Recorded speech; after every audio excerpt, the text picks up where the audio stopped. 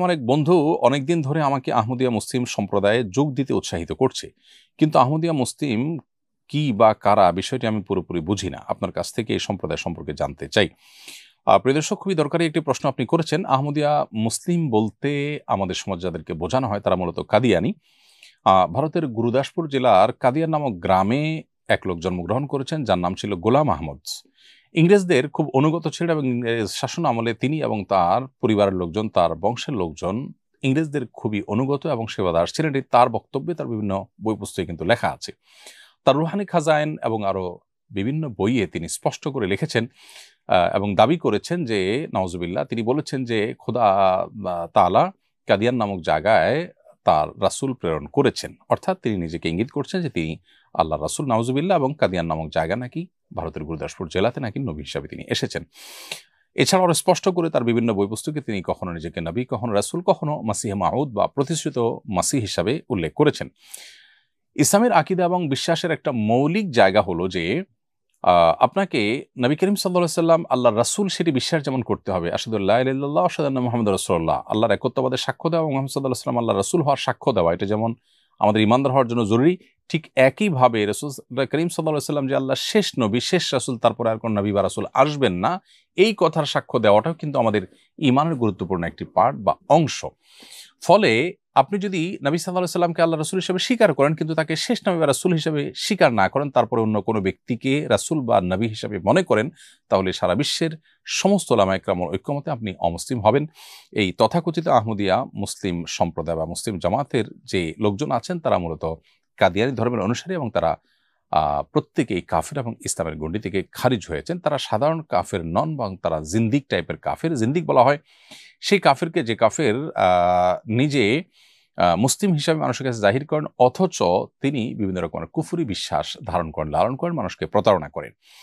এটা হলো অনেকটা নকলের মতো। আপনার কাছে টাকা নেই, দোকানদারের কাছে গিয়ে আপনি বলেছেন অনুপ্রেরণা করে আপনার ক্ষুধা লেগেছে, হয়তো আপনাকে কিছু খাবার দিতেও পারে দোকানদার, কিন্তু আপনি নকল টাকা যদি দেন তাহলে আপনাকে খাবার দেওয়ার পরিবর্তে জেলে পাঠানো হবে। ঠিক একইভাবে আমাদের এই সমাজে বিভিন্ন ধর্মের মানুষ বসবাস করে, সেটি করতেই পারে, কিন্তু কেউ যদি মুসলমান নাম ধারণ করে অথচ সেই মুসলমানদের মৌলিক বিশ্বাস এটি ধারণ করে না, তাহলে সেক্ষেত্রে সে কখনো মুসলমান না, এটা বরং সে প্রতারণা করছে এর মাধ্যমে। অতএব কোনো একটা জুতা কোম্পানির মতো, অন্য 10টা জুতা কোম্পানির মতো আপনি জুতার একটা কোম্পানি খুললেন, আপনি একটা প্রোডাক্ট বের করলেন, একটা ব্র্যান্ড বের করলেন, আপনি কেনাবেচা করলেন যথাযথ নিয়ম অনুযায়ী, আইন শৃঙ্খলা সব কিছু মেনটেন করে, এটাকে আপনার কেউ ইলিগাল বলবে না। কিন্তু আপনি যদি কোনো প্রতিষ্ঠিত কোম্পানির ব্র্যান্ডের নকল বের করেন তাহলে সেক্ষেত্রে আপনাকে অপরাধী হিসেবে ধরা হবে। আপনি মুসলমানদের মৌলিক বিশ্বাস যেটি, সেরকম বিশ্বাসকে বিশ্বাস করবেন না, সেরকম বিশ্বাসে বিশ্বাসী হবেন না, আবার নিজেকে মুসলিম দাবি করবে, এটা সুস্পষ্ট প্রতারণা, যেটা এই কাদিয়ানিরা করছে। দুর্ভাগ্যজনকভাবে একই কাজ আমাদের দেশে খ্রিস্টান মিশনারিরাও করছে। তারা নিজেদেরকে নাম দেয় ঈসাই মুসলিম, খ্রিস্টান না বলে মুসলমানদেরকে বিভ্রান্ত করবার জন্য বলে যে আমরা ঈসাই মুসলিম, মুসলিমই তো আমরা। ঈসা আসলামের প্রতি যা শ্রদ্ধা করি, আপনি মুসলমানের সাথে এমনি শ্রদ্ধা করেন।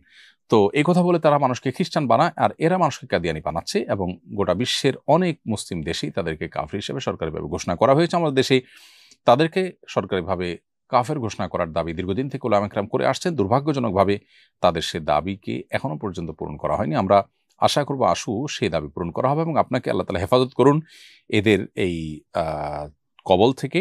মুহাম্মদ সাল্লাল্লাহু আলাইহি সাল্লামের পরে আর কোন নবী রাসূল আসবেন। আল্লাহ তাআলা বলেছেন, মা কানা মুহাম্মাদুন আবা আহাদিম মির রিজালিকুম ওয়ালাকিন রাসূলুল্লাহি ওয়া খাতামান নাবিয়্যিন। আল্লাহ তাআলা এখানে নবী সাল্লাল্লাহু আলাইহি সাল্লামকে সব নবীদের শেষ নবী হিসাবে সুস্পষ্টভাবে উল্লেখ করেছেন। খাতাম বা খাতিম দুইভাবে পড়া যায়, দুইটার অর্থই খোলাসা দাঁড়ায় হলো নবী সাল্লাল্লাহু আলাইহি সাল্লাম শেষ নবী এবং শেষ রাসূল। নবী সাল্লাল্লাহু আলাইহি সাল্লাম এটার আরো স্পষ্ট ব্যাখ্যা করেছেন যে লা নাবিয়্যা বাদি, আমার পরে আর কোন নবী আসবে না, স্পষ্ট বলেছেন। নবী সাল্লাল্লাহু আলাইহি সাল্লামের সময় ইয়ামানি এক ব্যক্তি আসওয়াদ আনাসি, যে নিজেকে নবী দাবি করেছিল, নবী সাল্লাল্লাহু আলাইহি সাল্লাম তার বিরুদ্ধে যুদ্ধের ঘোষণা দিয়েছেন, মুসলমানদেরকে নির্দেশ দিয়েছেন, পরবর্তীতে তাকে তার স্ত্রী হত্যা করে। এবং একইভাবে নবী সাল্লাল্লাহু আলাইহি সাল্লামের বিদায়ের পর মুসাইলামা আল কাজ্জাব নামে এক ব্যক্তি নিজেকে নবী দাবি করে এবং ভয়ঙ্কর ফিতনা যখন সমাজের মধ্যে ছড়ায়, তখন খলিফা আবু বকর সিদ্দিক রাদিয়াল্লাহু তাআলার শাসন আমলে সিনিয়র অনেক সাহাবায়ে কেরামের মাধ্যমে তাদের সাথে পরামর্শ করে তার বিরুদ্ধে যুদ্ধের ঘোষণা দেওয়া এবং সে 40,000 মানুষই মুসলমানদের বিরুদ্ধে যুদ্ধ করতে উদ্যত এবং পরবর্তীতে তাকেও কিন্তু বধ করা হয়। এখান থেকে বোঝা যায় স্বয়ং নবী সাল্লাল্লাহু আলাইহি সাল্লাম এবং সাহাবায়ে কেরামের সময় পর্যন্ত মিথ্যা নবুয়তের দাবিদারদের বিরুদ্ধে তারা লড়াই করেছেন। অন্য ধর্মাবলম্বীরা তাদের ধর্ম পালন করেছেন, কিন্তু মুসলমানদের নাম ভাঙিয়ে অমুসলিম কেউ সমাজের মধ্যে মুসলমানদেরকে বিভ্রান্ত করবে সেই সুযোগ তাদেরকে দেওয়া হবে না এবং এটি দেওয়াটা কখনো ন্যায্য হতে পারে না।